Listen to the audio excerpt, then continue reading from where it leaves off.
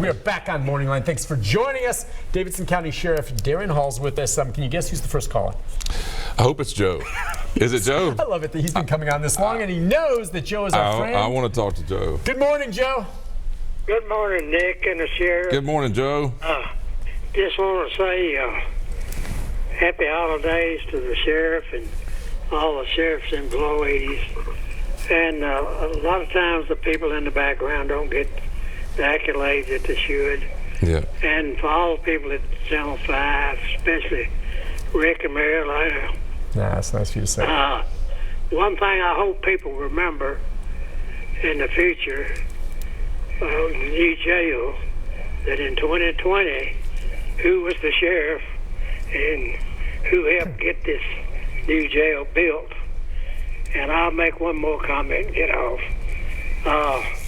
I'm more familiar with the prison system than the jail itself, but I can tell you this, some of your early comments, I would not be as scared walking in a prison with some of the prisoners or in the jail with some of the inmates, because most of those people, the stuff that happens in the prisons and the jails usually between prisoners themselves. And as far as the public, sometimes you might be more safer in jail or in the prison than you are walking down Broad Street. Yeah, that's about right. Yeah. Thank you, Joe. Yeah. Maybe he's right. I'm curious, when he said that about being safe or who goes, have you ever come across someone who was arrested and brought in and you just got the sense that he intentionally went and committed a crime because he wanted to be incarcerated? Meaning maybe I'm going to get medical care, I can get a place, whatever, for whatever twisted reason in his head, he thinks it's better behind bars than living on the streets. I get this question a lot, or I've had people ask me that many times, or some people kind of get cynical about it and say, well, it's better inside than it is. Right. I'm a huge fan of Shawshank Redemption. Yeah. Great movie. Yeah, one of my favorite movies. I love that movie. But if you see that movie, and remember, the whole theme of it was that Morgan Freeman and the older man were institutionalized. That was the term used. And I do agree that happens. And what that means is, it's not conscious, let me get arrested, but there's a life that is, there's no structure in the streets. There's no structure when they come inside, whether they like it or know it or not, it's a structure. You're going to be fed. They do what they're told. Yep. Right. And I think that movie kind of explains it to you. And I remember when I was in grad school, I believe, there's a thing called jailing. And jailing was really the repeat arrest of someone who actually in turn does what Morgan Freeman does.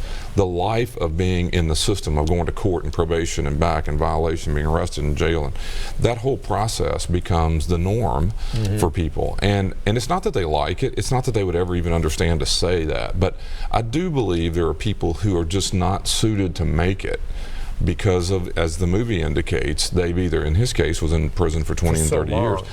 Here, it's because the process has done it to you so many times that I don't think they're trying to throw something through the window to get arrested. I'm just saying there's no fear, no thought, or no conscious understanding that, wow, going to jail is going to disrupt my life. Yeah, but I'll get things on Facebook from folks sometimes when I post about someone being arrested, especially for a serious crime where some of the folks wish something else happened to them besides getting arrested, if you know what I mean. But they'll say, oh, well, great. All right, he gets 3 meals a day now and free medical care, and and they complain about that. And they're not wrong that you guys have to care for them. But I'll tell you, at least from my experience, you do not want to be behind bars. And those who say, well, he gets 3 squares in medical now, yeah, that's true, I guess, but it's not top flight stuff. It's bare minimum. What your federal guidelines, you may go a bit behind that. But I want you to elaborate on it. Is that when they say that, you've probably heard it before, well, you're taking care of all these people, and they're getting all this.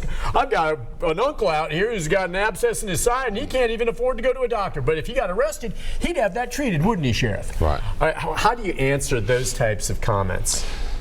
Yeah, so this is the other part of my life. You're hitting on all of them. A lot of people feel that way or think that way, and I would give anything if I could do this to any listener. I wish I could say, I tell you what, you meet me down here on Friday. So we took 62 managers of our agency, including me. I've been in and out of jails all my life. I've been everywhere as far as I can tell, and so to be honest with you, I never thought it was my idea. It was not. I didn't think well about how it would impact me. I was really interested in trying to get everybody to see the facility, learn the facility, and also appreciate it. What does that mean? Appreciate what we're doing every time someone is incarcerated. What does that really mean? So we do that. Everyone has a housing assignment. Everyone's dressed out. You have to give up your phone. This is our exercise. It wasn't pure as a jail would be. For example, there's some things we couldn't accomplish, but you're booked, you're dressed out, you're housed, you have a housing unit, you're alone, you're in a room that obviously is very, very small. You're out of control. You have zero control of what you watch, what you eat, what you do, when you get up, where you go. And so I'm not trying to make it sympathetic, but what people don't understand is I was locked down, if you will, for 45 minutes or an hour for when we first get settled. And I made the decision to do it. I told our people who were kind of overseeing the facility, I said, here's everyone locked down. Don't tell them for how long. I know how long. Let's just treat it, take everything away. Everybody's in their cell or whatever. And I knew what was going on. And I will be honest, it felt like a full week or a month. I mean, I was just sitting there going, time's not going. I wonder what time it is. I don't have my phone. I can't see anything. I can't get up and eat anything. I can't. And so, and you sit there, and whatever it's worth, for whatever it's worth, that's one part of it. And then when you go to sleep, you're locked in. You're at the control of someone else completely. And so, don't get me wrong. People make bad decisions. They need to be responsible for the decisions. We need to hold people accountable. There's all those things.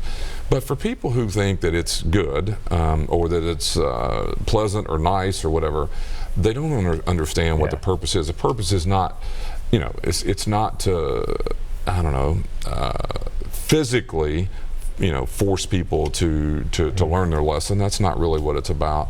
If you look up what the whole system is about, it's either whether you believe in rehabilitation or redemption, or you believe in, it's whether it's a deterrent. Whether you believe it's supposed to be, you've got to almost decide, what do you want? Are you punishing the person? Keep in mind, 2/3 of the people haven't been to trial yet. Right, you're holding them for trial. And they're sitting there in a state of, and on the other side, if you believe in any of these other things, how do you want it accomplished? I mean, punishment is fine. Take them off the streets, take the freedom away, that's fine, that's all happening.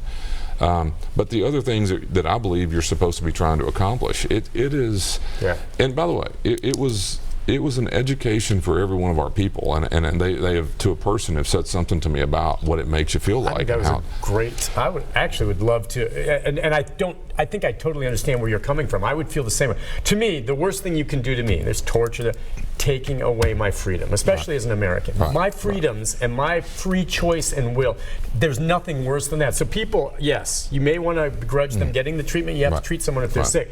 But don't for an instant think it is a picnic behind bars. It's not. You don't want to go there. And the people who end up behind bars, I think most of them, and you're welcome to call and tell us, say, God forbid they never want to go back. And there's a real reason for that. It's awful.